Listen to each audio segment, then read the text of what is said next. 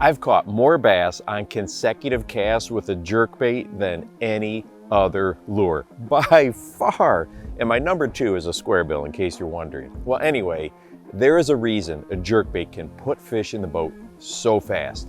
It's that extreme reaction bite.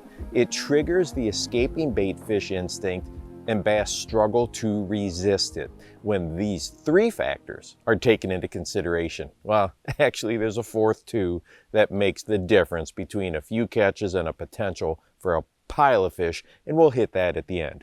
Well, number 1, we have to fish at or slightly above whatever depth the bass are hanging at. When I get below them with the jerkbait, my success rate drops drastically.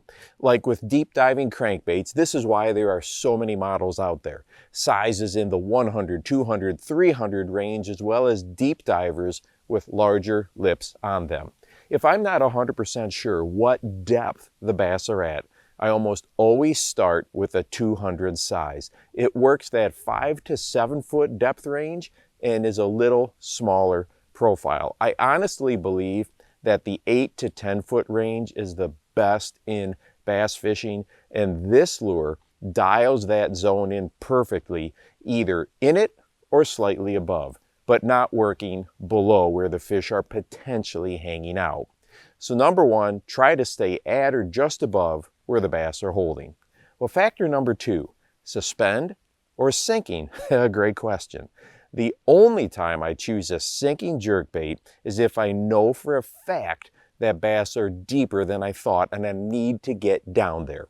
A typical drop rate for a sinking jerkbait is about half a foot per second.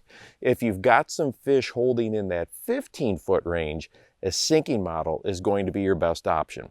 Otherwise, I really love the suspending versions where you can hold that lure right in their face, and if you brave really cold water temps, that suspending lure can work well.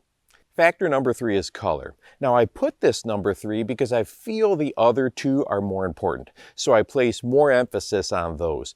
But I start with one of 2 choices and then we'll play around from there.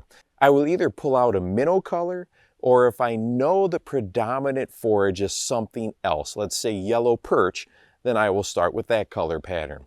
Now, as far as flash on some of these highly pressured waters, I like to go with a little more subtle approach, so I like your matte finishes or even translucents over the really flashy options, but start with what you have confidence in. Oh, and that 4th factor I mentioned earlier is the real secret to catching piles of fish on a jerkbait.